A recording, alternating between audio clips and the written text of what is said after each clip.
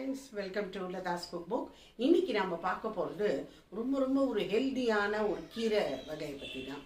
அது என்னன்னாக்க, இன்னைக்கு உலகமே இந்த கீரையை சாப்பிட்டுருக்குன்னு சொல்லணும். முருங்கை இலை ஒரு முருங்கை கீரை. இதை நம்ம நல்லா வாஷ் பண்ணி உணர்த்தி இதை பவுடர் பண்ணி வச்சுட்டோம்னா இது எந்த ஃபார்மில் வேணாலும் சாப்பிடலாம். இதில் இருக்கிறது எக்கச்சக்க பெனிஃபிட்ஸு, ஒன்று ரெண்டெல்லாம் சொல்கிறதுக்கு இல்லை, ஏகப்பட்ட பெனிஃபிட்ஸு.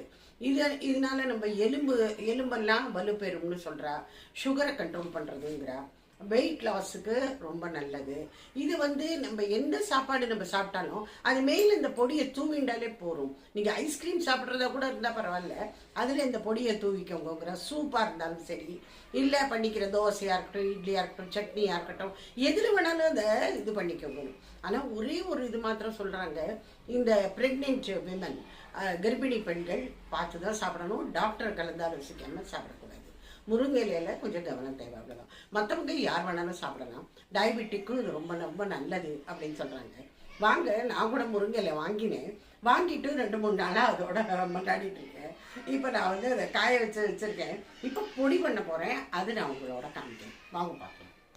முருங்கை இலை கீரை இன்னைக்கு வாங்கிட்டு வந்தது. இது கட்டு இது இருக்கு பற்றில, இது 40 ரூபாய் விலை. இதை பொடி பண்ணி வச்சுக்கலான்னு எப்போவுமே பண்ணி வச்சுட்டுருப்பேன்.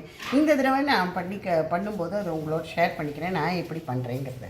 இதை என்ன ஒரு ஆஞ்சுட்டு இதை நல்லா வாஷ் பண்ணி அட்லீஸ்ட் ஒரு 2 டேஸ்க்கு நம்ம ஃபேன் காற்றுக்கு, ஏன்னா வெயிலில் வைக்கக்கூடாது. வெயிலில் வச்சா வீணாக போயிடும். நிழல் உணத்தில் இதை உணர்த்திக்கணும். இதை ஆஞ்சிடணும். கூடிய வரைக்கும் இதோட கிளையெல்லாம் இல்லாமல் பார்த்துக்கணும்.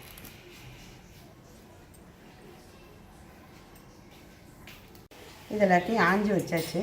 இப்போ இனிமேல் இதை நல்லா வாஷ் பண்ணி இது நல்லா ஒரு துணியில் அப்படியே விரித்து காய போட்டோம். இதை ஒரு கப்பில் கொஞ்சமாக முருங்கையில் தனியாக எடுத்து வச்சுருக்கேன். முடிஞ்சால் அதை தொகையில் ஆக்கலாம்.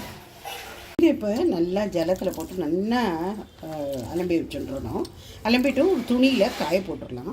இது ஒரு 2-3 நாள் ஆகும். நிழல் உணர்த்தினா நல்லா முறுன்னு காயணும். இந்த வெயிலெல்லாம் வைக்கப்படாது, ஃப்ரை எல்லாமும் பண்ணக்கூடாது, வீணாக போயிடும். இப்போ ஒரு வேஷ்டி துணி இங்கே போட்டிருக்கேன். போட்டுவிட்டு இதை அப்படியே காய வச்சுடலாம். இது நான் காஞ்சதுக்கப்புறமா இந்த சின்னதாக இந்த ஆர்க்குன்னு சொல்லுவாள், ஈர்க்குன்னு சொல்லுவாள், அது தானே உதிர்ந்து வந்துடும். ஏற்கனவே நான் ஆஞ்சி தான் வச்சுருக்கேன். கொஞ்சம் ஒட்டின்னு இருக்கோம், அது இல்லாமல் தானே வந்துடும். காஞ்சதுக்கப்புறம் அது உதிர்ந்து விடும். நான் இங்கே 2 நாளாக இந்த பெட்ரூமில் கட்டில் மேலே வேஷ்டியை விரித்து அதை வச்சுருந்தேன். நல்ல முறுன்னு காஞ்சி போயிடுத்து. இது பாருங்க, உங்களுக்கே இந்த சவுண்டு கேட்கும். இந்த அளவுக்கு காயணும். இப்போ இதை ஒரு தட்டில் நம்ம எடுத்துன்னு விடலாம். கிச்சனுக்கு எடுத்துன்னு போய் இதை பொடி பண்ணிடலாம். இல்லை மாமாவோட வேஷ்டி தான், எத்தனை வேலை எத்தனை பண்ணுறது பாருங்க. வடாம் போடுறதுனாலும் இது தான், இதாக காய வைக்கணுன்னாலும் இது தான். எல்லாத்துலேயும் இப்படி தான் நடக்கும். வேஷ்டிகளோட வேலையே இது தான். நம்மளுக்கு நல்லா ஹவுஸ் ஹோல்டு இதுக்கெல்லாம் ரொம்ப யூஸ்ஃபுல்லாக இருக்குங்கிறதுக்கு சொல்ல வரேன். என்ன அப்படி தானே? இப்போ மிக்ஸி ஜாரில் கொஞ்சமாக போட்டு இதை பொடி பண்ணிடணும். நம்ம நல்ல ஃபைன் பவுடராக பண்ணிக்கணும். இதை சலிச்சு வச்சணும்லாம் நல்ல சன்னமாக தான் இதை அரைச்சிருக்கோம். ஒன்றுமே கப்பியே தட்டாது. இதில் இருந்தாலும் நம்ம இது பண்ணி வச்சுக்கலாம்.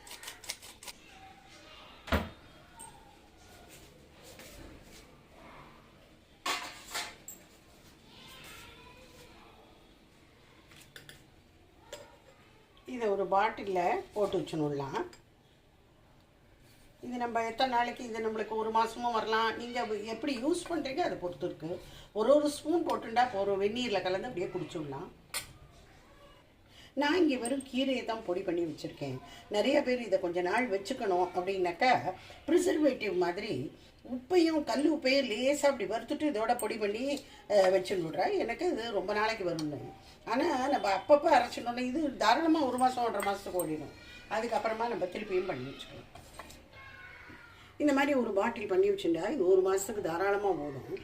டெய்லி 1 ஸ்பூன் சாப்பிட்றது அப்படின்னு வச்சுக்கோங்க. நீங்கள் அது எந்த ஃபார்மில் வேணாலும் இருக்கலாம். நம்ம உடம்புக்கு இது நன்மை தான் செய்ய போகிறது அப்படிங்கிறத நம்ம உறுதிப்படுத்திக்கணும். அப்போ பாருங்கள், நல்லதே நடக்கும். இந்த முருங்கையில பவுடரை நம்ம ஒன்றும் நம்மளால் பண்ண முடியலன்னு வெறும் வெந்நீர்லையானு போட்டு டீ மாதிரி குடிச்சிடுங்க. தேயிலை இல்லாமல் டீ போடாமல் இது வெந்நீர் மாதிரி போட்டு முருங்கலை டீயாக குடிச்சிடலாம், நல்லது உடம்புக்கு.